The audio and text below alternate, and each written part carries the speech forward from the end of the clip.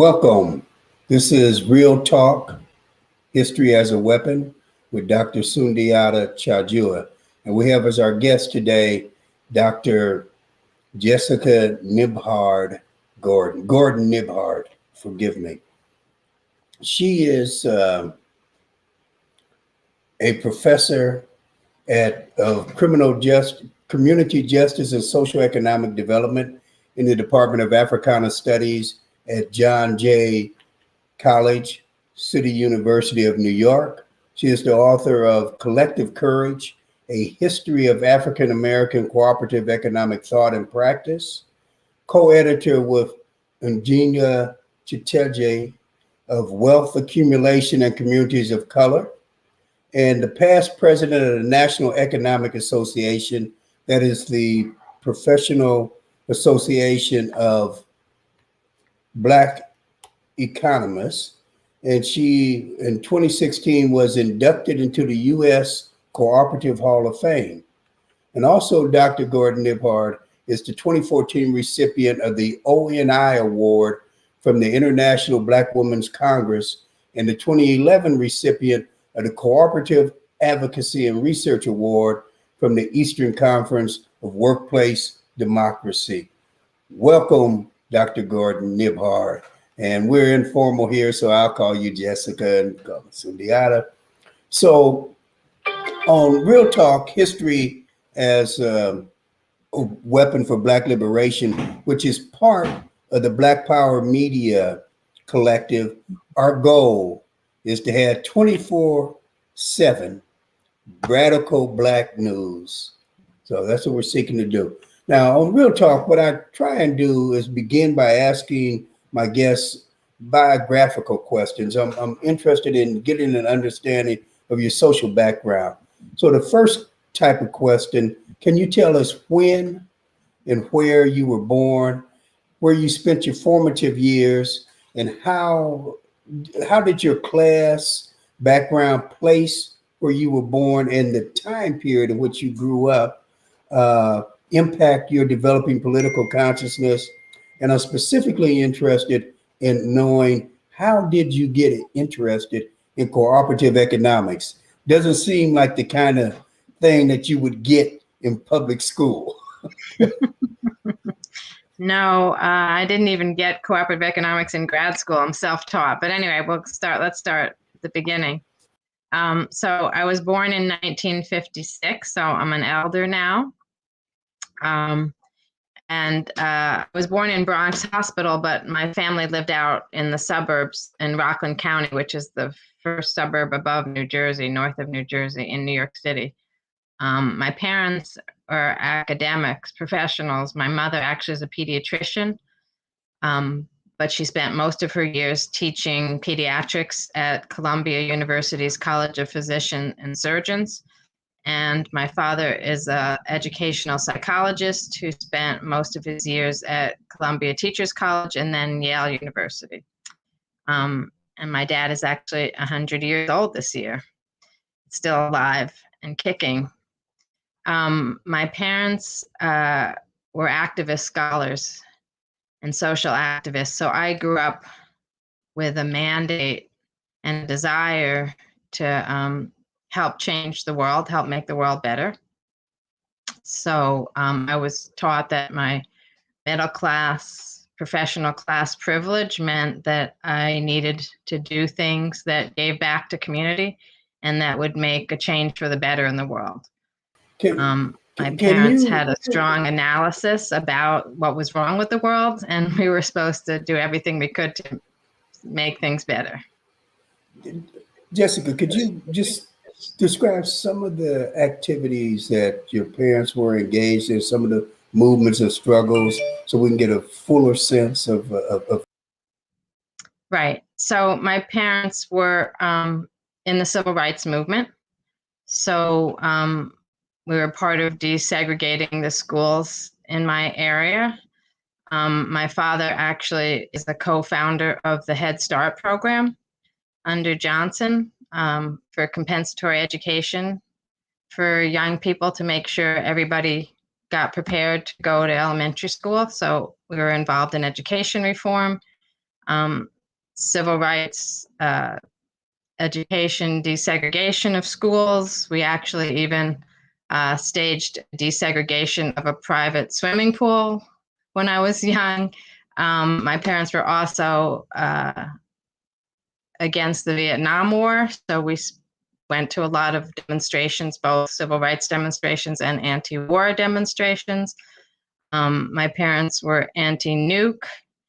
My mother especially was actually an early environmentalist, so we did a lot of recycling and environmental stuff that nobody else was doing. My mother, actually both my parents were also women's rights advocates, so they supported activities for women's equality, both economic and social equality.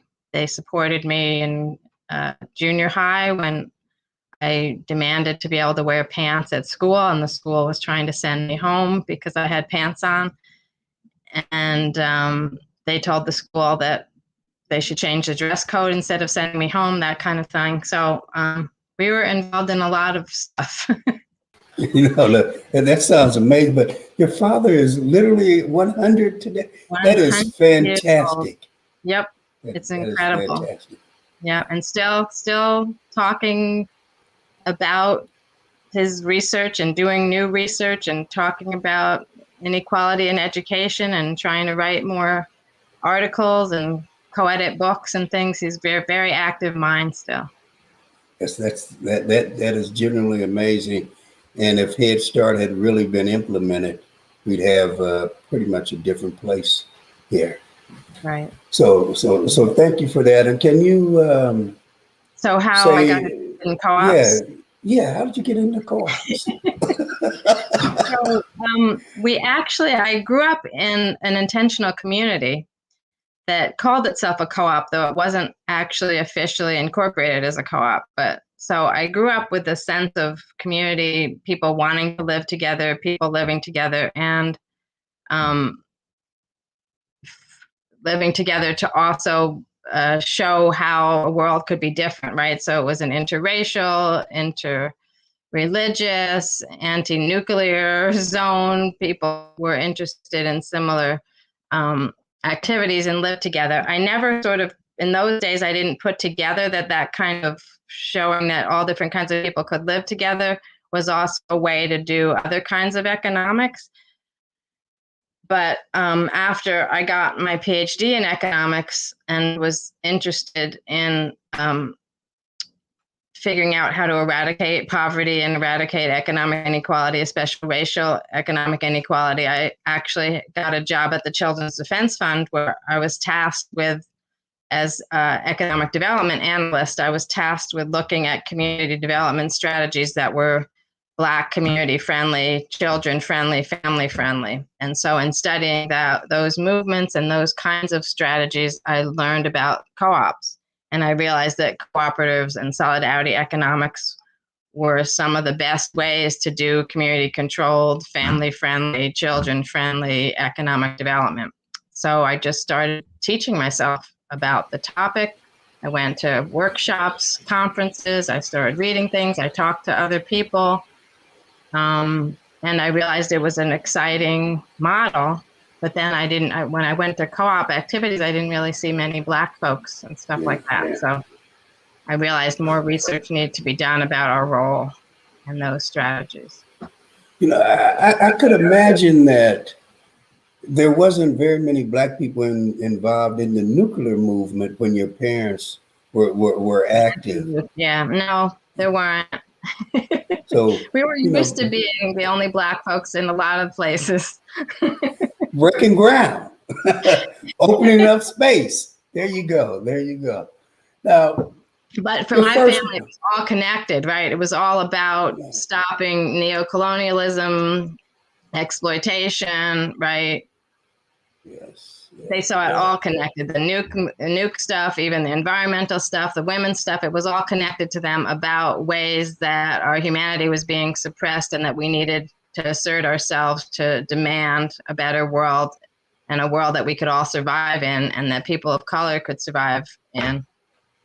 And that was the focus. Absolutely. It's just amazing that they had that fully holistic vision that long ago. Right. Yeah.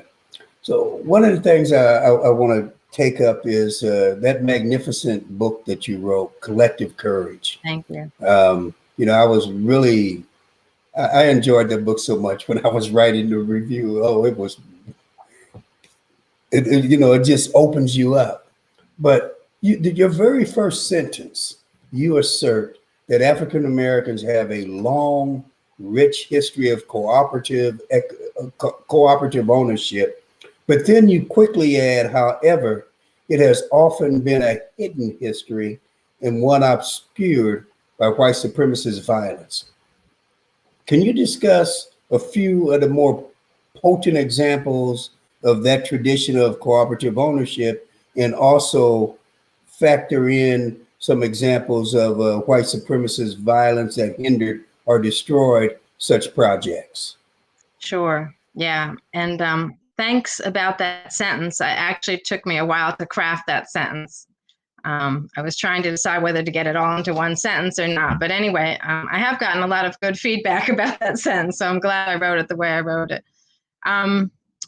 So the first part of that sentence is about this long and strong history, right? From really when we were put on boats. I mean, actually, other people have done the research about cooperatives in early African societies, but for the more modern period in us African Americans, from when we were put on those boats, stolen from our land and, brought here in chains, we did things that were collective and cooperative, from, trying to rebel to cooperative suicide on the boats, so not to have to live in slavery, that kind of thing. From when we got here, we started sharing, doing farming, having little kitchen gardens so we could feed our families better.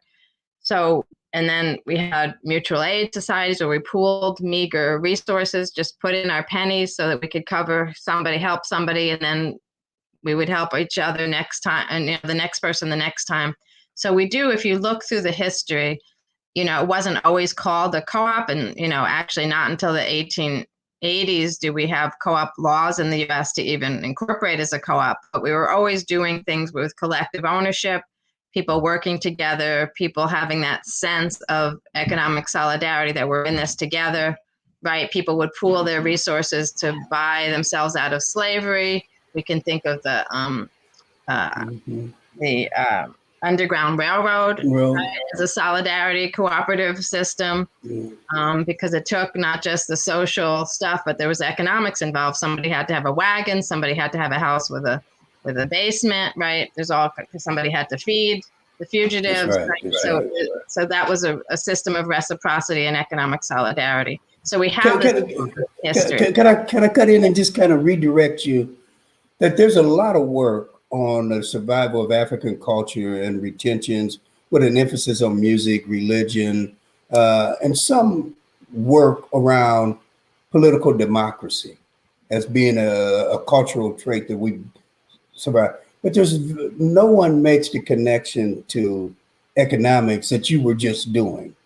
So can you just highlight that for a moment so that our viewers, participants can grasp that we're talking about an understanding of how to do economics, how to keep people alive and meet their needs as an African retention, as an Africanism. Yeah. Right. So, I mean, well, you said it beautifully. I don't know if I can say it any better than you said it, but the point is that survival wasn't just about, political rights and civil rights, meaning legal, claim to our legal rights. It wasn't just about, being able to all sit in a theater together, but African Americans, right, were realizing that rights, liberation, and actually our humanity depended on how we practiced our economics. Because so much, right, from the beginning, we were actually not treated as human beings, right? We were chattel, right? So the economics for us was always about exploitation, right? Denigration. We lost our humanity, right? Frederick Douglass has, I think, I don't know if it's the first line of one of his autobiographies or what, but he says, first you'll see how a man is made into a slave, and then you'll see how a slave becomes a man, right? So he's talking about the fact that we were robbed of our humanity, but we were robbed of it because of economics, right? Because of the economic system. And so we were reasserting our humanity, not just in these other cultural forms, but also through economics, right? We were using alternative economics, practicing alternative economics in order to reassert our humanity. And we did that, clearly because of ways that we were used to doing things in Africa. But remember, Africa is a huge continent with lots of different cultures and languages and whatever. And the enslavers actually made sure we weren't together with other people who knew our same language, who practiced our same religion, whatever. So we were actually recreating this underlying notion that as human beings, this is how we should operate. We should work together, help each other, et cetera. Even when we didn't have the same language to communicate with each other, we were communicating this sense of humanity and solidarity and trust. And so, but I think it's also why this piece is so less well known because, right, we live in a very repressive capitalist system that doesn't want people to think that there are economic alternatives. And so every time we practice it, every time we assert it, right, it's bad enough that they didn't want us to feel human, but they definitely didn't want us to have self-determination about our social reproduction and our economic activities. But we did it anyway. Sometimes we had to do it underground without people knowing it or without causing too much attention to it. But sometimes we couldn't help but cause attention to it because we wouldn't shop at a white grocery store or use a white bank or whatever. And then they get upset because not only can't they exploit us and keep us down, and make us feel inferior, but they also can't exploit us by controlling where we buy stuff and what we do with what we buy and how we do things, right? So then there's all this backlash and tension when we try to assert our humanity and create our own economic system. We get slammed on all sides. So there's a range of sabotages that I found throughout history, and some of them still kind of continue today, between not giving us access to the credit and the financing that we needed to do things, to literally lynching us, killing us, burning down our buildings so that we couldn't do the co-ops and the co-op activity. And in between that, bad-mouthing our leaders, thinking they could, stop us because they would peel off a leader and either put them in jail or say that they were scum or whatever. But most of those things slowed us down but didn't stop us. That's right. That's right. We're always a resilient people. What you just said reminded me of what Ida B. Wells, who I think, has to be in that top tier of greatest, folk. But Absolutely. When she began to study lynching, she pointed out very quickly that they're lynching people who are creating systems of survival for us. They're lynching leaders. They're lynching people who are successful. Right. Which gets right at the point exactly. that you're making. The same thing, right? And had nothing to do with sex. They made up, right? The sexual assault kind of issues are all made up. It's people who were making it on their own, asserting leadership, had their own businesses, owned their own land, and whites wanted to make sure that people didn't follow that model and were too scared to follow in that model. And so that's the lynching. And they did it with co-op leaders too. One of the best examples I use of that is the 1880s with the LaFleur County massacre in Mississippi. Yes. The Colored Farmers National Alliance and Cooperative Union, one of their chapters was in LaFleur, Mississippi. Actually, let me say a little bit about that alliance, the Colored Farmers National Alliance and Cooperative Union at the time in the 1880s was the largest Black organization in the country.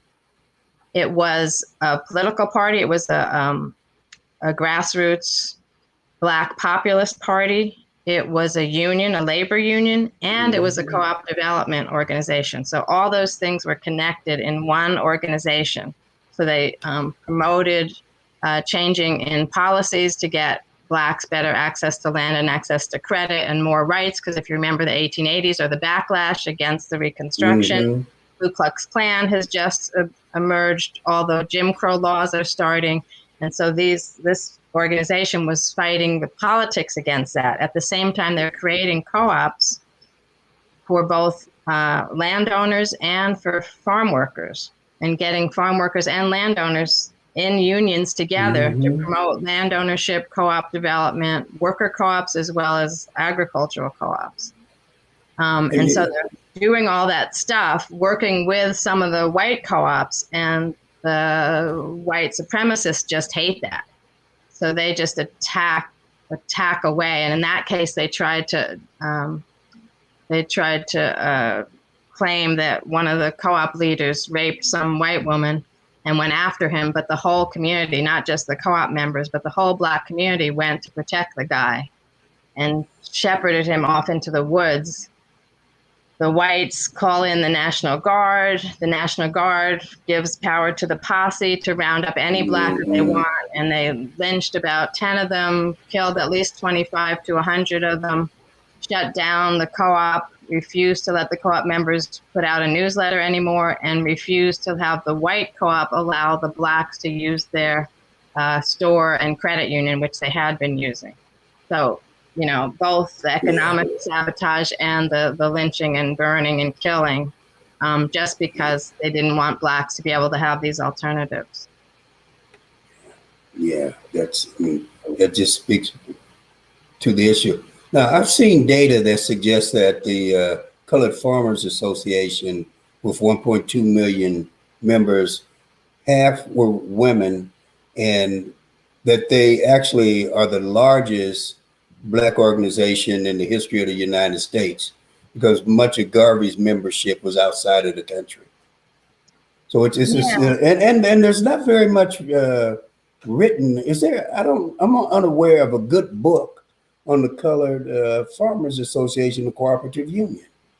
There was a dissertation that focused a lot on it, but the actual dissertation was not specifically about that union. And I found about 4 articles, 3 of them written by the same historian. So there's very, very little about them, but at least, you know, I was able to find enough about them. Yes, and it was one of those articles, right, that claimed that it was at least the largest Black organization of its time. I actually hadn't heard that, right, UNIA didn't have as many in the U.S. Yeah, about 800,000 in the U.S. In the U.S. Okay, yeah. So yeah, I guess, right, there may not have been a larger organization. It was unfortunately very short-lived, though, because it was so under attack. So it grew out of the Knights of Labor, which had been an integrated union, but that wasn't really allowed either. So the Knights of Labor lasted about 5 years and had to go underground. Then the Colored Farmers Alliance decided, right, to form their own Black-owned group, trying to do similar things. They lasted about 4 or 5 years. Then everybody sort of went underground. Things went from bad to worse. But then by the early 1900s, you've got some other unions, some other Black farm organizations starting, that kind of thing, and some more activity on the co-op side, but not as militant and not that connection, right? I'm just fascinated by that group because of how they connected the politics, the labor, the women's rights, and the co-op stuff all under one arm. In fact, I think it was part of the repression of that period that made those movements all separate, so that by the time we get to the first century, right, the co-op movement's totally separate from the labor movement. Right. Labor movement is separate from the civil rights movement. Women's movement, all that, right? They just, you know, that whole period just made everybody move into their own silos, so, you know, they could control it more, which is unfortunate because it's much more powerful when you connect them all. No, absolutely. And that's why it really is important, if there are some young graduate students here in history, sociology, economics, Black studies, the Colored Farmers Cooperative Alliance and Cooperative Union needs a serious study, needs several serious studies, because this is an organization of I mean, just the description you gave of all of the things, just amazing. Yeah. So thing was landowners and farm workers. That's another thing. We've never really had an alliance like that again, right? That's Because right. normally That's you think, right. right, landowners don't have similar interests to farm workers, right? But these are Black landowners, and they saw that the Black landowners and the Black farm workers had similar interests and needed to join together. They tried to do a cotton strike to get the price of cotton up, which would have helped both the workers and the landowners. They did a variety of other stuff, tried to make sure there were what they called credit exchanges, so they had access to credit and mortgages that was non-discriminatory, so just pulling all those things together. Just a fantastic effort on our people's part. Can you explain for our audience the difference, some of this technical language that you use? So you talk about the difference between what you call a community development credit union, and how do you distinguish that from, say, a bank and this plethora? I mean, this part is easy for you. The plethora of predatory lenders, but also what we think of as a kind of traditional credit union. What makes the community development credit union different from those entities? And then also, and answer that, and then we can go to a similar question. Sure. So community development credit unions are relatively new, and they're pretty unique to the U.S. I was trying to talk to some Canadian credit unions about them, and they didn't know anything about the structure. They were pretty much started in the 1970s with the community development financial institution movement, and the strong role that Blacks had in the whole what was it called? The CDC movement, creating community development corporations and things like that. But I need to first explain what a credit union is and how a credit union is different from the other kinds of financial institutions. And then I'll talk about a community development credit union. So credit unions were actually started in Germany, and then brought to, and then in Canada, and then brought to the US in the early 1900s, I think first in, doesn't matter, but New Hampshire. But what credit unions are literally financial cooperatives. Anybody who deposits $5 or more into a savings account in a credit union is a member and a member owner. And so credit unions are not for profit in the United States. They're actually not for profit. They can be chartered by a state or a federal or the federal government.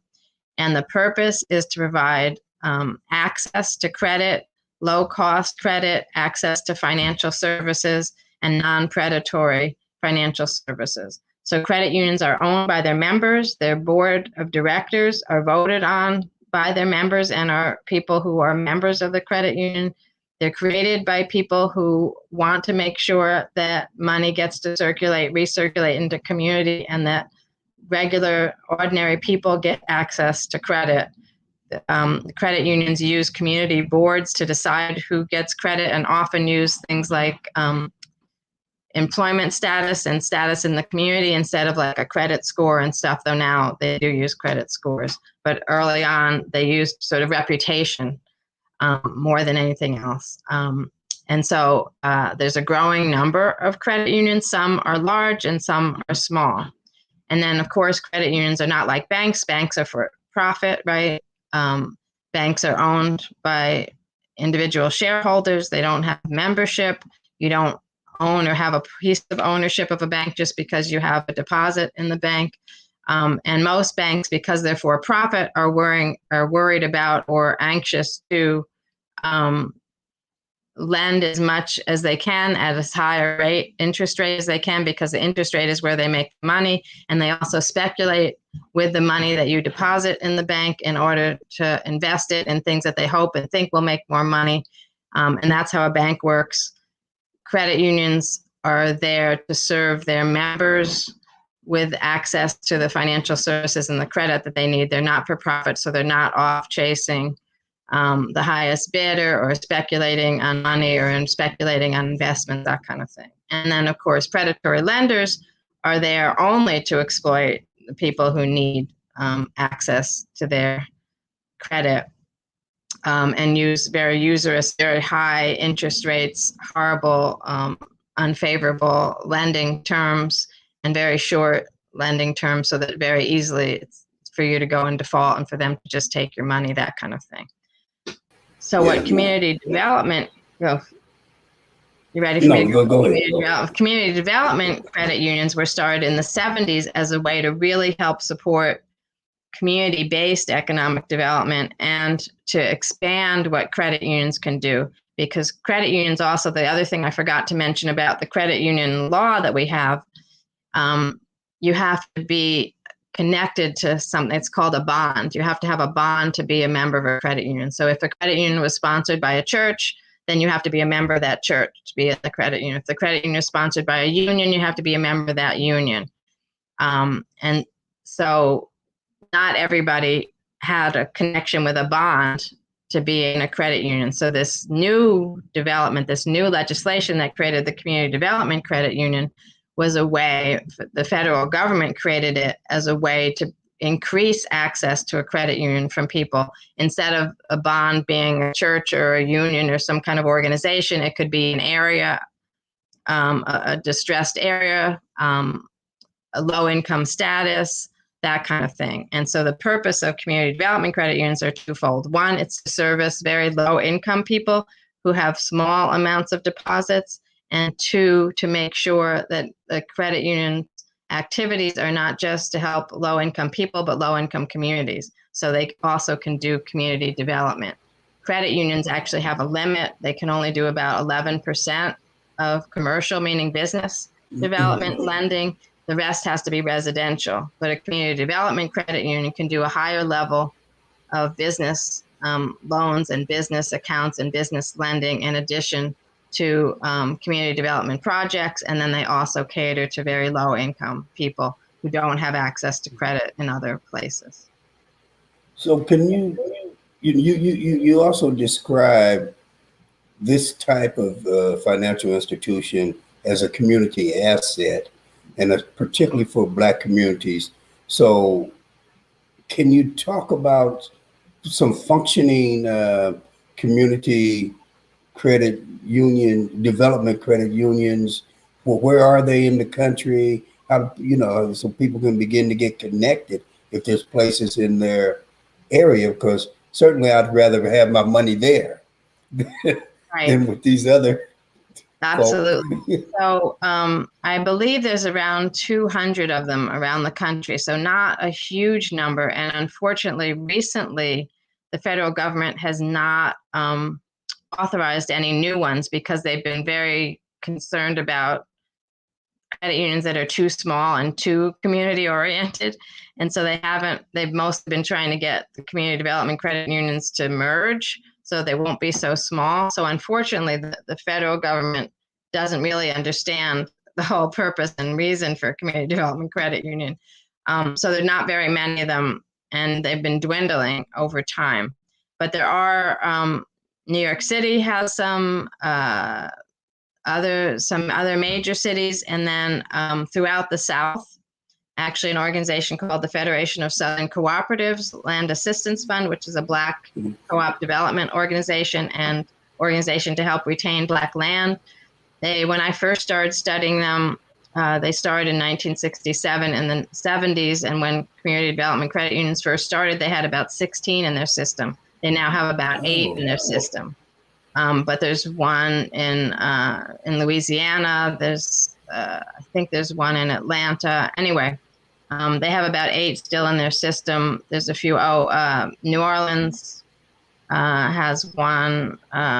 Shreveport, I think, Louisiana, and some other places. So there's still some that exist. They're hard to find. It's easier to find just a credit union rather than a community development credit union. And some of us are trying to get the feds to lessen up and to actually start accrediting more, because the studies that we do have shows a bunch of things. One, even though they're small and people have small holdings, they do allow people stable buildup of savings, and non-predatory lending.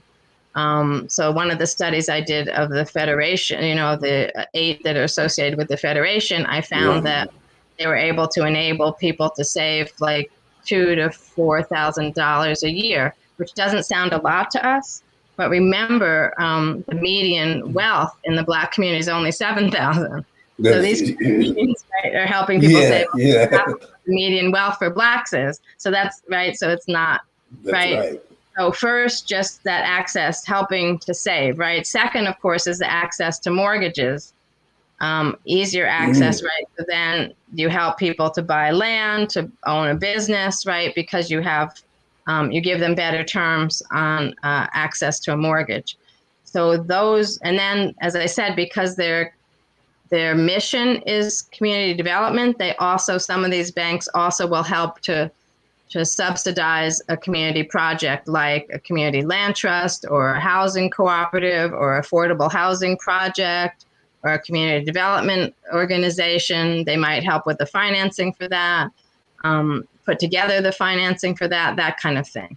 So when I say a community asset, I mean all those aspects, right? Help people develop a little bit of their own wealth, but they also help to develop wealth around a community, right? Between supporting different aspects, between giving back, you know, money that they give back to community. They also tend to give donations to community organizations and things. They often have enough money to have a building and, you know, let people use the building for events and things.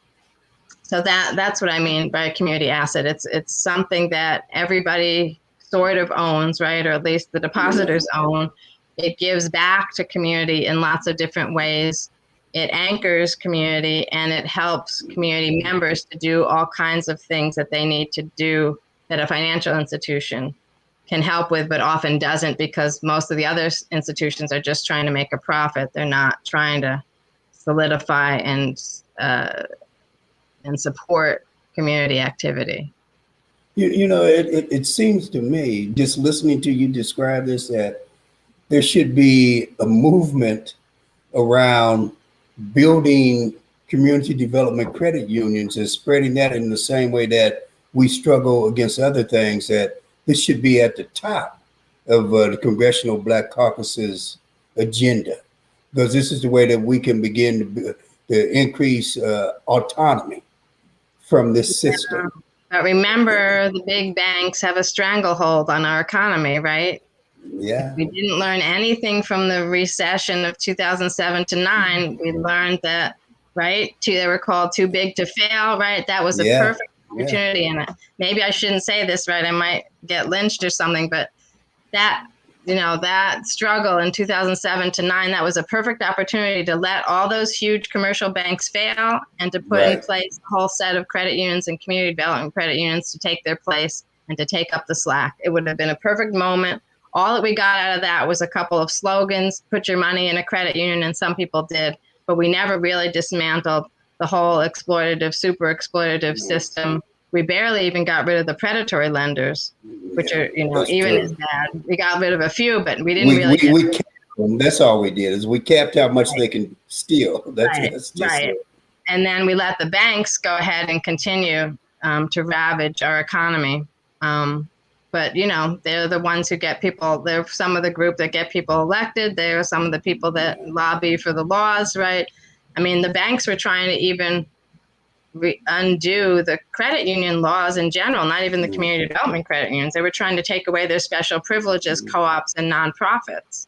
So that was a fight, just to keep the credit unions with the mission and the kind of incorporation that they have. So it's a big fight. I agree with you. It would be great if we could get that fight, but I don't know how winnable it is. Yeah. Well, you know, sometimes you fight simply to put yourself in position to defeat them down the road. Right. We got to educate people. I mean, often the fight is about making sure we all know that this is what should happen and these are how they're going to react to it. So, yeah, I'm not really saying we shouldn't fight. No, I know you to be a warrior, so I know this. I want to kind of move on and pick up. There's a poll. Well, actually, I want to go with one of my students. I teach one of the classes I teach is called the Black Freedom movement, and it's a history of the Black liberation movement from 1940s to the present, and about 75% of it is on the 60s, right? So I had a student after lecture on Tuesday, an econ major, and his question to me was, how do individuals generate wealth in a socialist society? And, I'm not an economist, but my point was that in a socialist society, you're not trying to generate individual wealth. You're creating societal wealth. But what would you say if this young person was on now? What would you say to him? So there's two ways I would answer that question. So the first way is kind of what you already said, and it goes back to my talking about credit unions as community assets, right? They actually honestly do help people have some individual wealth, right? They enable you to get a good a decent mortgage at a low interest rate and buy some land or whatever. They enable you to, they help you to save money, have a good savings account. And so there are ways that, contributing to a collective, cooperative enterprise, has individual benefits.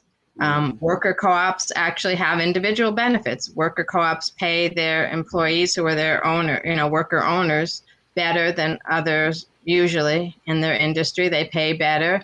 They usually have better retirement programs. So you have some retirement funds. That's wealth, right? Owners of worker co-ops also get, because they're shareholders of a profitable business, they actually get dividends also. So you get your salary, but you also get dividends on your investment because everybody has to invest a certain amount of money in a worker co-op. So there are ways that individuals actually benefit. The thing that's so important about co-ops and a socialist structure is that it's not, what do you call it, it's not super profits. It's not, right? No one person makes millions at the expense of somebody else, right? Everything's, right? Profit is shared pretty equally. People have a say in what happens to those profits. And a lot of the quote unquote profits, or co-ops actually call it surplus. They don't even call it profits, but a lot of the surplus gets reused, right? Reinvested, reused in the community. So that's the other thing I often talk about with co-ops is the recirculation of money, right? A food co-op even, right? Not only do they often, or they try to pay their employees better than maybe other grocery stores, but they also try to buy local as much as possible. They connect with local farms. They connect with other local suppliers. Well, every time you do that, you're recirculating the money in the community, right? Instead of like a chain store, a Walmart or whatever, right? Any money that they use, they buy from their, they have a national warehouse or whatever. They buy from Indonesia or whatever, right? So all the money goes out, right? They sometimes don't even pay their employees very well, but all the money goes out. It goes to headquarters, it goes to upper management, it goes out to, right? The co-ops are all about the local. So just that recirculating, right, also keeps money, in the community. In that sense, that's another way that these are community assets. They're keeping money recirculating, and so they're helping everybody, so that nobody needs to have a super wealth. And in socialism itself, right, especially if you have social democracy socialism, right, your government has taken the profit out of a lot of things like education and healthcare and whatever, so that your taxes cover a lot of what's normally would be expenses that reduce wealth. So the other thing about socialism is you increase wealth because you socialize, right, the costs of things, right? So childcare, healthcare, whatever is all covered by taxes, which is social public money, right? And so then if you don't have to pay so much for healthcare, you don't have to pay so much for childcare, emergencies aren't, right? If you think about what we're all in debt for, why, you know, there's so much debt, why there's negative wealth in the Black community. What are all the debts? What are all the liabilities? Well, it's usually credit card bills. And what are the credit card debts? Hospitalization and health costs, right? Education costs, childcare costs, right? Well, if all those are covered by the group, right, then whatever you make and whatever you do is your own. So that's another way under socialism that you can have some wealth. But the other way I would want to answer that is I'm not an isms person. I mean, I know I talk about co-ops a lot and solidarity economy, but, you know, so I'm not even that excited about the term socialism anymore. It has too much of a history of state capitalism and stuff. So I'm really much more excited about economic democracy and worker ownership, community ownership. And those things are even more likely to have both a little bit of individual benefit and wealth, but these huge community benefits. And so I really do like to focus on ways that ordinary grassroots people, right, own and control and determine what happens economically. And that's where I focus on these solidarity economic activities, cooperative ownership, because they also include this democratic participation and democratic decision making. And in those cases, you can do even more with being a community asset and community wealth, as well as giving people a little bit of, you know, some stuff that's under their own control, but then a lot of it is under the community control and addressing issues as a collective. Now, Jessica, that was clearly a wonderful answer. And I've got a very knowledgeable audience, but there are people who you pointed out some things like state capitalism that is an everyday language in the U.S., even amongst Black radicals. So can you unpack state capitalism, and can you talk about, it sounded to me like you were talking about aspects of what some people call council communism.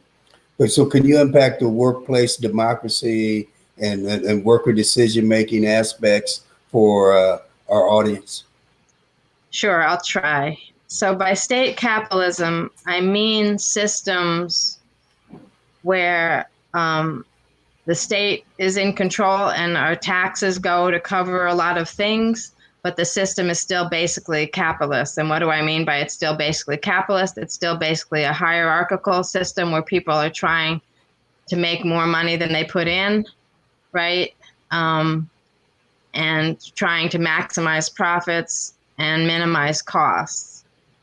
And so even if you reduce private ownership and have state ownership of things, if the ideology and the practices are still essentially capitalists, right, then even though it's better than just having total private ownership, right, it's still not, to me, where the ideal of where we want to be as human beings. I don't want hierarchy. I don't want profit maximization. I want democracy. I want abundance for everybody, and I want well-being, right?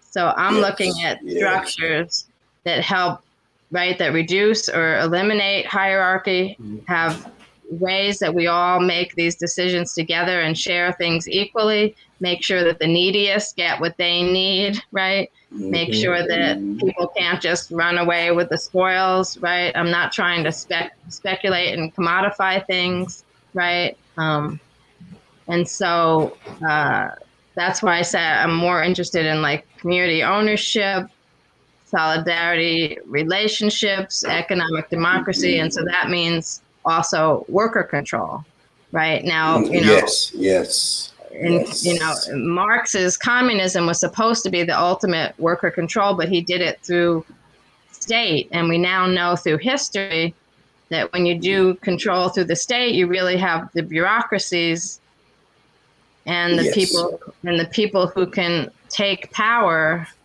running things. You haven't really eliminated the hierarchy, but with China, with democratic worker ownership, we're talking about the workers, the people who actually are producing things and doing the work, making the decisions and being the owners. regardless of who's running the legal policy part of, right? I mean, ultimately you would want those people to also run the legal policy part, but right now it's two different groups, right? And so instead of bureaucracies and politicians running everything, I want the people who do the work, right, and the communities that need the activity to be the ones making the decision. And that to me is what I call solidarity, cooperative economics, worker ownership, that kind of thing. Is that good enough? Does that explain it? I thought it was a wonderful explanation. That anyone listening to you would start thinking, oh, the old Soviet Union. Okay, that's what was wrong with it. Yeah, state capitalism. China today, state capitalists. That's what's wrong with it, right? Because they kept the market. Bureaucrats and politicians are running everything in the name of the people. People. Yeah. But that's not, to me, that's not economic democracy. No, I agree with you. I've been as the local chapter of Malcolm X grassroots movement here, part of our political education, we've been looking at Black radicals from the end of the Civil War period. So we've been studying people like Peter H. Clark, Hubert Harrison, Lucy Parsons, the radicals and the early Black socialists of that period. And one of the things I was struck by is that Peter H. Clark, the first Black person to join the Socialist Party in the United States, when he talked about socialism, he did talk about it in terms of government ownership, but he described things like he would say every time a street light, an electric light comes on, that's socialism.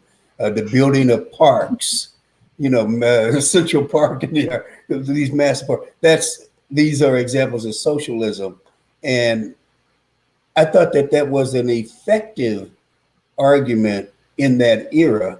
But what we now know that those things are true, but there's a corruption in locating things within the state, because at the end of the day, as Lenin said, the state is a particular state. Right. And if you have capitalism, the state's serving that capital. That capital, so, right. So yeah. Right. So yeah, I mean, it's that sort of notion of stewardship and commons that he was sort of saying by parks and things like that is important to get people to sort of see the broader notion of what collectivity could be. But on the other hand, what he was missing was, say, take Central Park in New York City. One of the things I didn't realize till about 10 years ago was that the land they confiscated, some of the most important land that created the park was Black owned. There was a Black community. That's right. It was a thriving middle-class agricultural community in New York City, and they displaced all those Black folks, took the land. I'm not even sure how much they compensated them for it, took them and moved them out and destroyed their community. So again, and that's not unusual. No, Washington Park, the big park and the building of the big zoo in St. Louis took Black land. The same thing, and right? I think you're going to find that everywhere they did that, we lost. We lost, right? So that's the other piece, right? Who's the we? Even when you're talking about either socialism or government, right? Who's the we? Unless we all have a say, unless there's self-determination. To me, at the community level, we're never right. There's always going to be a bureaucracy or other people or the people who have more asserting their rights to have more, and we're going to lose. So, as I said, that's why I really try to focus more on the economic democracy, multiple voices, the grassroots level of things. It doesn't solve everything. I mean, there's some things that have to be solved at a bigger level, but I think that bigger level with the voices bubbling up is the way to do that. No, I would agree. Now, I'm still using the ism because that's what the data says. So there's a poll in 2019, actually two polls, one by Gallup and then one by Pew. And I just want to read the data to you and get your reaction, your thoughts on this. So the May 2019 Gallup poll revealed that 43% of U.S. residents and 53% of members of the Democratic Party believe, quote, socialism would be a good thing, unquote, for the U.S. And then there's a June 2019 Pew study that shows that 65% of Black people have a somewhat positive impression of socialism. And within that 65% is 60% have a very positive impression of socialism. And in the Pew poll, the the reactions of different sectors of the public go in the direction that we would think they would go, right? By race, the darker you get, the more they're pro-socialist. By gender, women are more pro-socialist. By generation, younger people are more pro-socialist. And then, of course, by wealth, the poorer you are, the more you're pro-socialist. Could you just react to these polls? Do they suggest real possibilities for Black liberation and social transformation in this hellish place that we are? Oh, yes, I think so. And I would say a couple of things. I think the first thing is, we're far enough, I guess we're a few generations away now from all the red baiting and the anti-communist stuff from the 50s, right? I mean, that got in the way of a lot of stuff. It got in the way of a lot of co-op stuff, even in the 60s and 70s, even though that was a period where Blacks were involved with a lot of co-ops, but there was still a fear of the term, fear of being called the communist, fear of being called the socialist. So I think one thing that it shows is that we finally uncoupled that terminology, especially socialism, from evil and traitor and whatever, right? So now people are more comfortable, right? How did we uncouple that? I think a couple of things happened between Occupy. When was that? 1990s? Was that Occupy? Or I think it's early 2000s. Right, between Occupy, the Great Recession, the recent pandemic, right? I think slowly people are seeing that capitalism isn't working, and they're willing to try to think, well, what else, right? For the longest time, we wanted a piece of the pie. We wanted a piece of the pie, right? And the pie was capitalism, right? Yeah. We want to be labeled something else. We didn't want to settle for some marginal thing. We didn't, right? But then it's become clearer and clearer in the 21st century that there are no pieces of the pie, right? We're never going to get any crumbs. We're not going to get any pieces. We're barely going to get any crumbs. There's no point in fighting over it. The system should or is devolving. The pie is rotten. Right? And so we need to get on a different boat, right? The boat's sinking. We need to get on a different boat. The only language we have for a different boat is socialism, right? More people at least have heard of socialism than of co-ops and solidarity economics, right? They really don't know what those things are. But at least socialism, I mean, I do have to say Bernie Sanders helped with that.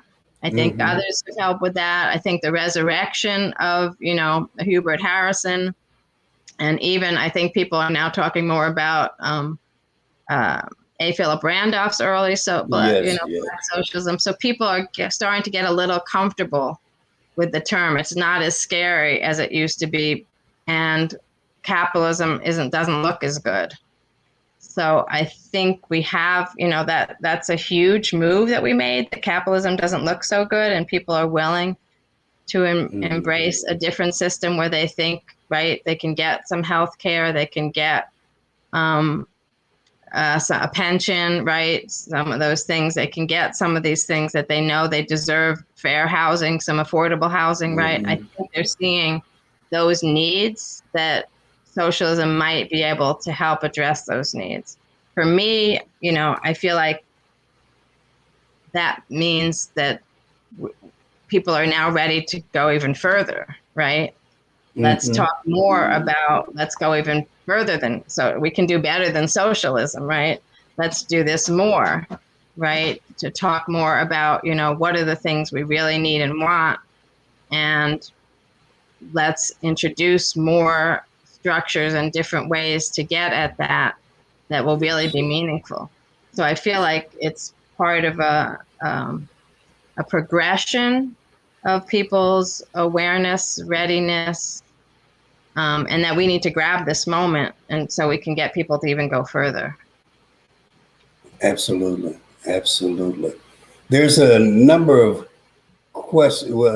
comments showing up in the chat. They're not quite questions, but there are some questions, and they tend to be correlating around notions of mutuality, mutualism, and they're trying to put names on what they're hearing you say.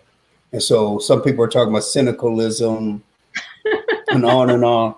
I am not Um, cynical. I thought I was the opposite. I'm optimistic. oh no, not cynical, but sy. Maybe I'm mispronouncing the word.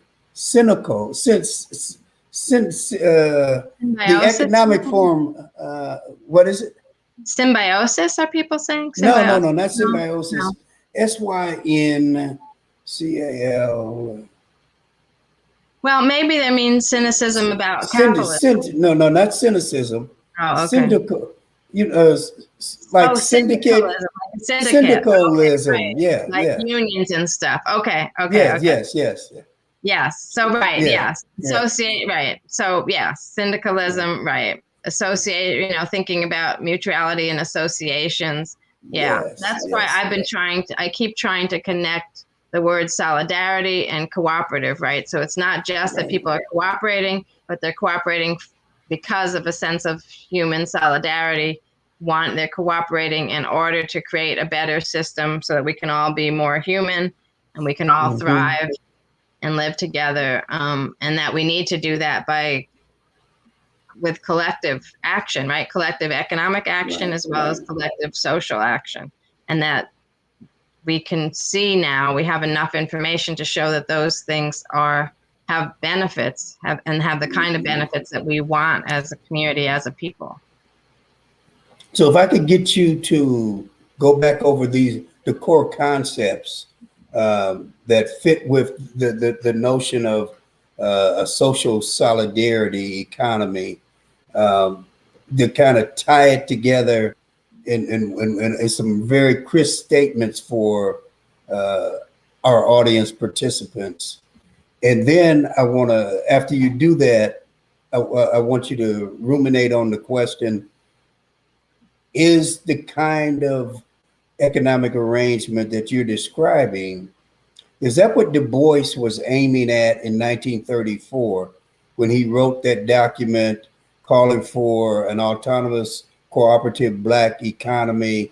And, they kicked him out of the NAACP for that. So if you even do that, you just make my day. So the first thing is, I think the characteristics, to me, the defining features of this solidarity, cooperative economy and system are, one, caring, right? We want a caring community. We want an economics that's caring, right? We want non-hierarchy. We want real democracy. We want grassroots self-determination. We want caring. We want to create well-being, right? We want abundance. Some of us have now started talking about an economics of abundance, right? Neoclassical economics explains capitalism as the study of scarcity, right? The management of scarcity and the study of how we manage scarcity. Well, this is the opposite of that, right? Scarcity means people have to fight over crumbs and it's a zero-sum game. There's only one little pie and people are, right? For solidarity economics and cooperative economics, it's about expanding, right? Abundance, that we all have abundance. How do we manage abundance? How do we create and manage abundance so that everybody is well, right? We have community well-being. We have systems that reproduce well-being, right? So that we can raise our children, raise our families, do work, produce things that are all in healthy ways without exploitation, and in a way that helps everybody, not just any individual or any one family, right? So that nobody can run off with all the spoils, nobody can get too much, but we all get enough, and we all get what we need, hopefully even more than we need, so that we can live comfortably, eat well, be healthy, etc. That we decommodified, right? You know, capitalism commodified everything. Everything had a price and a cost. We want to decommodify, especially the things that we need as human beings to survive as human beings. And so doing these in collective ways where we can make collective decisions about how we do them, and make and run an economy based on what we have in common, how we are as human beings, etc. So that's what I mean. I particularly have looked at how I think that kind of a system can be very important for subaltern groups like African Americans, who need to be liberated, right, from very exploitative systems.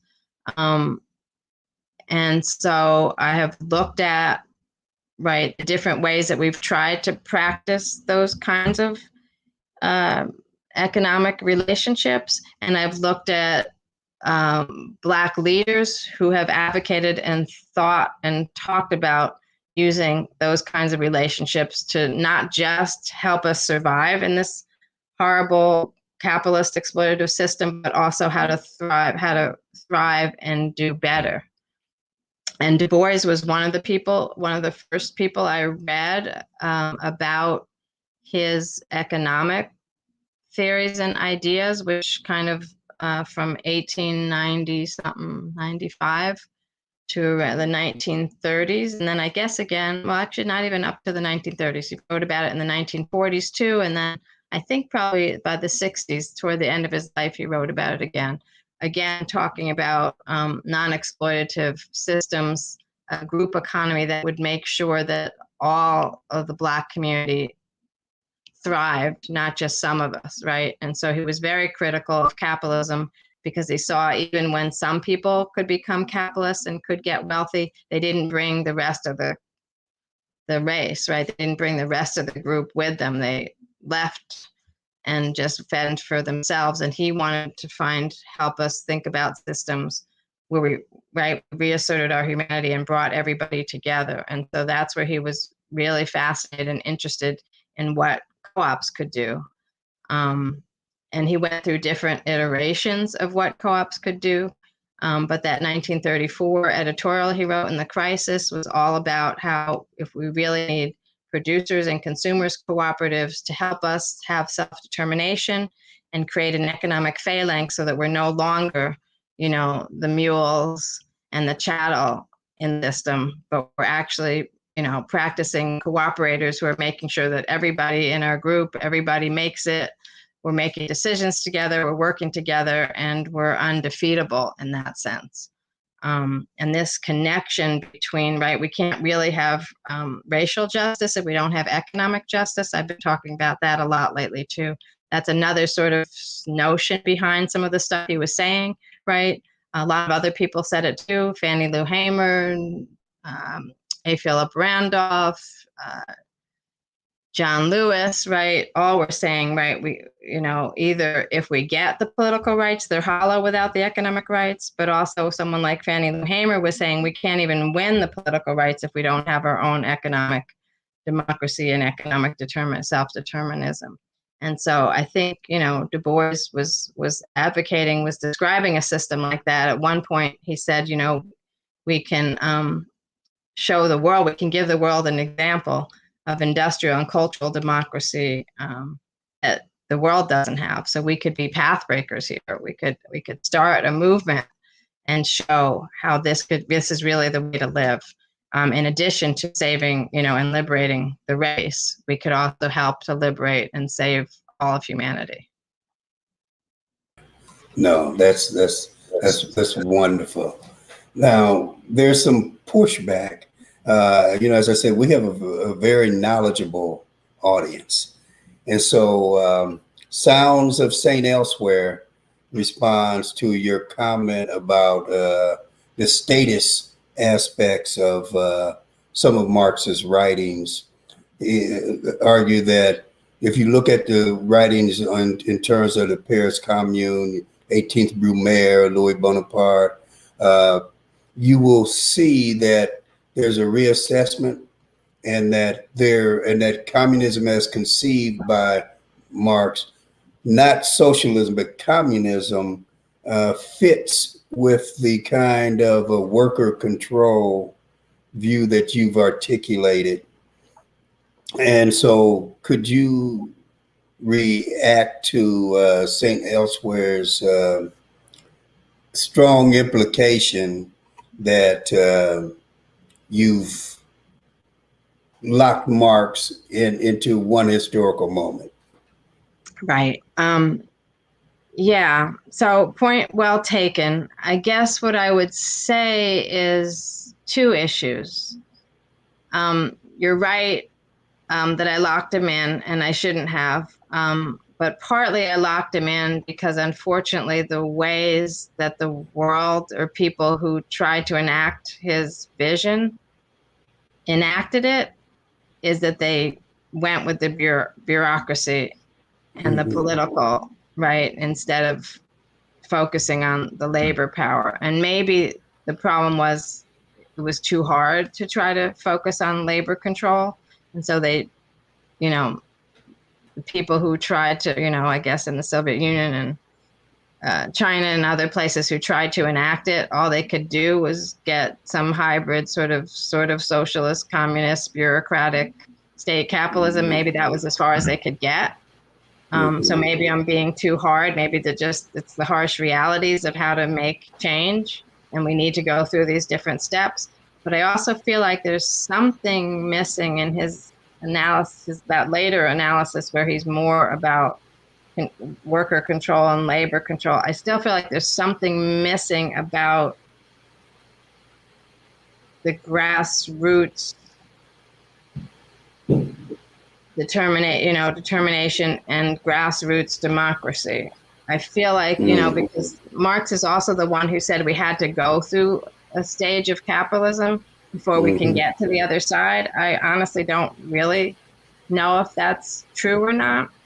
He seemed to think, capitalism was the only best, fastest way to get to the production so that labor would be sophisticated enough. And I'm just not sure I buy that. And I think that's the other reason why we maybe couldn't get to the place I want to be at, is because somehow he missed, right? He missed the importance of really self-determination at that very local level, and then Rosa Luxemburg talks about how he missed the issues of nationalism and stuff, that it's really hard to even consolidate labor, right? How do we get labor to, right, given all the issues that colonialism created? How do we even get labor to the point of being able to control everything? If you notice the places, well, I guess the Soviet Union isn't that homogeneous. Actually, China isn't. No. We think of them are, but anyway, I was about to say they're more homogeneous. They are not. They're not. We just think but anyway, of so I have to take that one back. But I do think that he didn't have a good enough analysis about all the issues that, intersectional issues that divide labor. And then he didn't have a good enough analysis of what grassroots democracy would look like and how that could be incorporated. But I also think probably part of the problem is how people interpreted it and what was possible, right? Because even at Cuba, right, we have some criticisms of Cuba too, right? But they needed that dictatorship in order to stay alive, right? Yeah.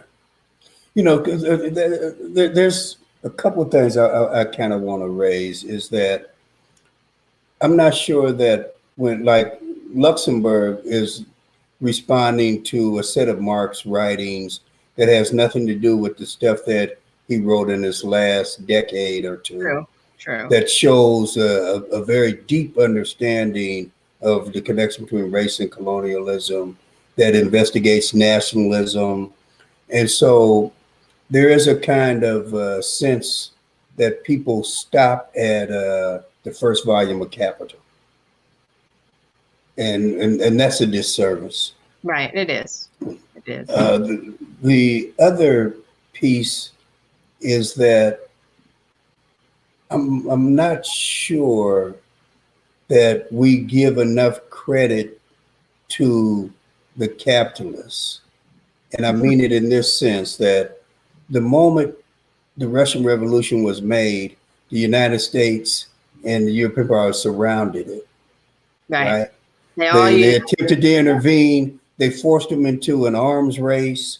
Yep. And if you think about the expenses that went in and the resources that went to the arms race and foolishness about going to outer space, had that been socially distributed, you'd have something different. You know, I've read some reports of from Germany, and women who were in East Germany long for the days of the East German socialist state, because they said women had more rights, they were treated better.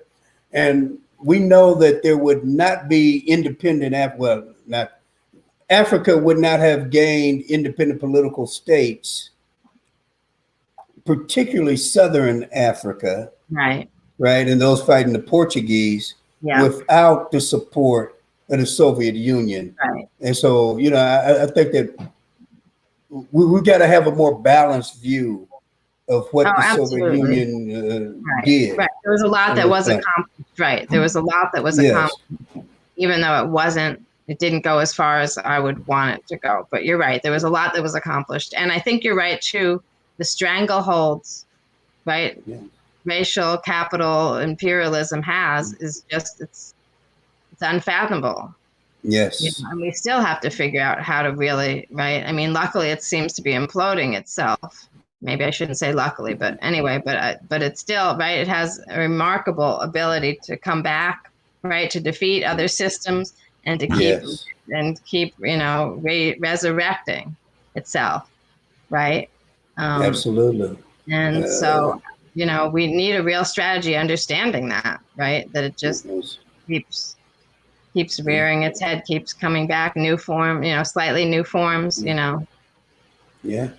No, it's a beast. Now, there's also a body of questions that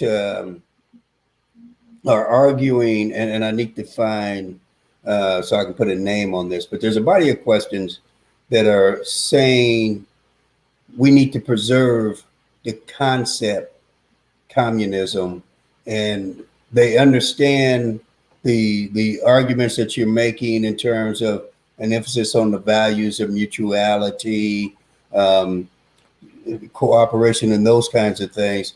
But they say that we don't want to lose the power of the term communism.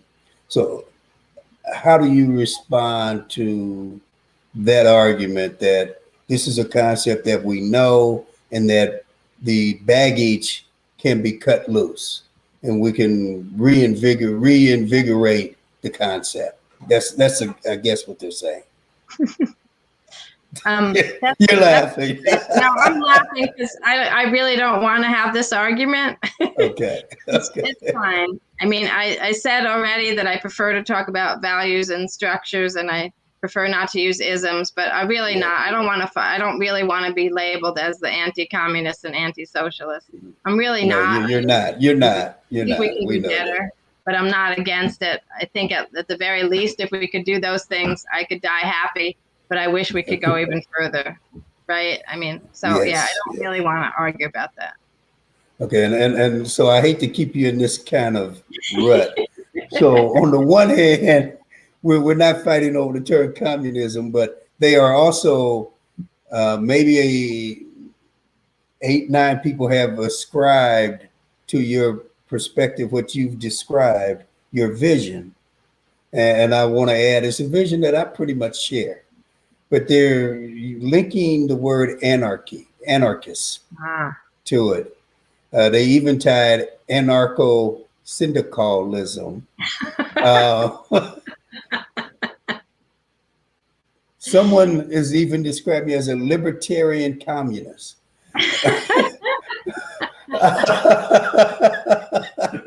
do, do, do you want to respond to those characterizations? I have friends who are anarchists. I've never considered myself an anarchist, but I can see. I guess I understand why people say that, because I talked about anti-bureaucracy and and state, and that I was against state control. I don't have a good word for what I'm for.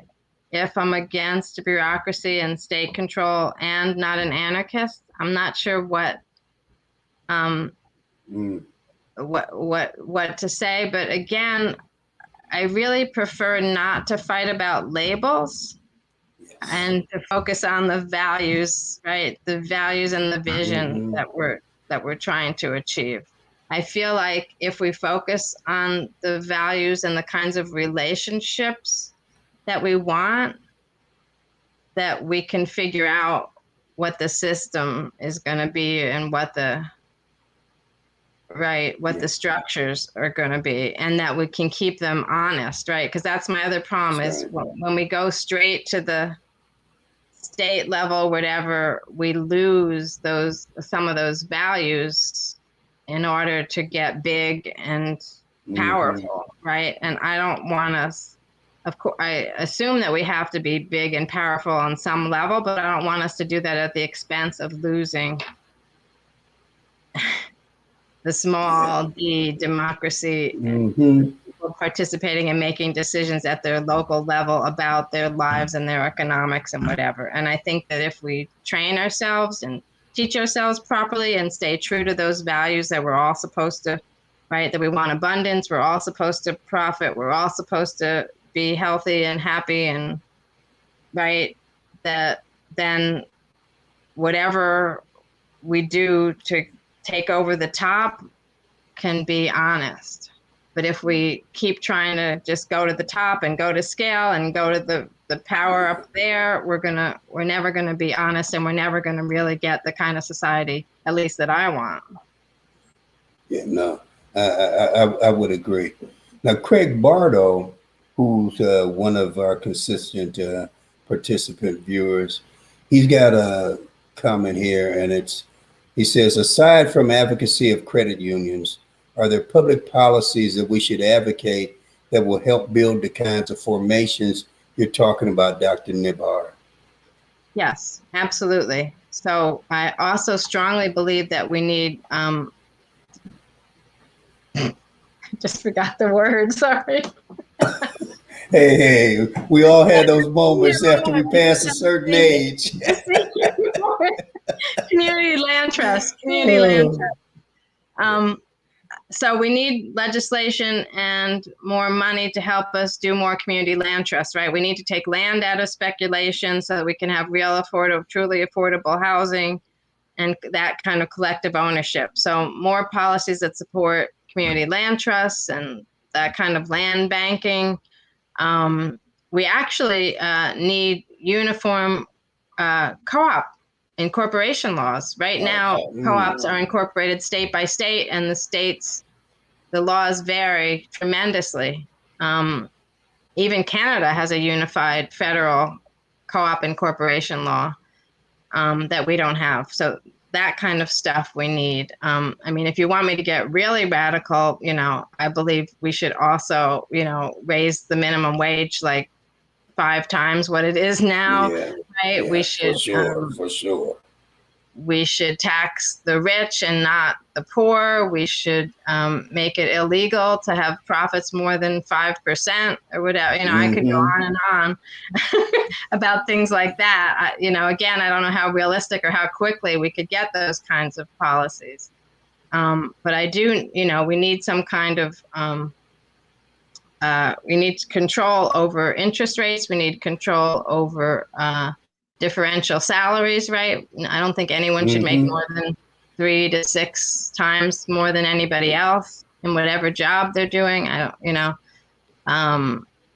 And right So now, corporate CEOs make somewhere 400 between or 350 to 600. 400 Right, times. times, right. That's, I mean, that's Amazing. illegal. It should be Amazing. illegal. There's no Yeah, reason for it, right? yeah, And there's no reason absolutely. for the predatory lenders. There's no reason for for-profit companies to make more than 4 or 5% profit. That's all you need to keep sustainable. The rest of the money needs to go back to both the workers and the consumers, right? Right. So, I could go into all that, but then now people are really going to think I'm crazy. No, no, no, no, no. You have an audience that is largely in agreement with you. Uh, they just want to They just fight want with to you label me. They over want to some kind label over labels. Yeah. What are we gonna call this wonderful world we gonna create? me. Last question. Um, and boy, this is Craig Bartow's been quite active, and so he's asking about. What resources, not policies this time, but what resources, public resources, do you suggest that we attempt to acquire in order to build cooperative structures? And then he has this kind of zinger because Black folks are collectively 30 cents short of a quarter. Well, I actually think we need control over the education system because I don't think we're going to really make any headway with changing our systems until people until we teach people better, but also teach people about solidarity, cooperative economics, and what those structures are. We could teach more about the real communism, right? And right now we can't teach those things in school. In fact, sometimes I have a tirade about kindergarten. I actually believe that kindergarten is the place where we beat cooperation out of our children, Mm-hmm. right? Both, right? It's considered cheating to consult with another student, Right. something, right? I mean, just on that Yeah, level, but also that's just right. we inaugurate, we make them, we're training them to be workers in a capitalist system and to operate under those rules. And so if we don't control the education system from early on, we'll never make it to the new society, to the new world. So education Absolutely. system, definitely. In fact, I have a piece on reparations. What's it called? Sabotage against Black co-ops, a case for reparations, where I go over more of the white supremacist violence against co-ops, but then I suggest that reparations should go toward education, co-op and solidarity economic education, and non-predatory, non-extractive loan funds to do co-op development, because we do need non-extractive money to get Yes. in the system. So we could use public money for that, and we definitely need to get control over the education system. So those would be the two biggest things. So, more credit unions and public banks, revamp our whole education system. There's a lot of other stuff wrong with it, but revamp it. And then, what else? I don't know. Those are the two systems I guess I've thought the most about. Well, I think Finding, those are great places, and I mean they're absolutely critical because we're not going to get the kind of values that you need to run, whether we call it a communist society, and that's why Marx kind of had the taking control of the state in there as a socialist society in order to create space to right, transform humanity, because we got to be different beings right, to operate what you are envisioning, and so right. education becomes Actually, we have to critical get our to train. humanity back. That's Yeah. right. That's right. Sorry, I don't really think we have to be different human beings. We have to stop being indoctrinated, right? We have to go back to being the human beings that we're supposed to be, We because got we've to been, cleanse ourselves of capital right, we've got to and its cleanse ourselves. values. Yeah. Right. Yep. Because, really, cooperativism, stewardship, collectivism all predate capitalism, right? That's right. Capitalism That's right. usurped them and took them over, alienated us, right? To use a Marx term, right? alienated us from absolutely. our own bodies, from our own humanity, and we have to get that back. That's So I right. don't, We got to not get that that we have to back. be different people. We have to cleanse ourselves and get back our humanity so that we can do this right. Thank you for correcting me, but you're absolutely right. We simply have to return to who we were, and that's the struggle. Um, Jessica, I want to thank you so much for gracing us with your presence, your knowledge. This has been a tremendous segment of the show, and I really enjoyed it. And thank you so much. Thank you too. I really enjoyed it. You're a great person to talk with about this stuff. Thank you. Thank you. All right, so I'm going to remove you from the stream and get ready to shut it down. Okay, this has been Dr. Sundiata Keita Cha-Jua with Real Talk, History as a Weapon for Black Liberation. Our guest today was the wonderful Dr. Jessica Gordon Nimrod, and we are on our way out.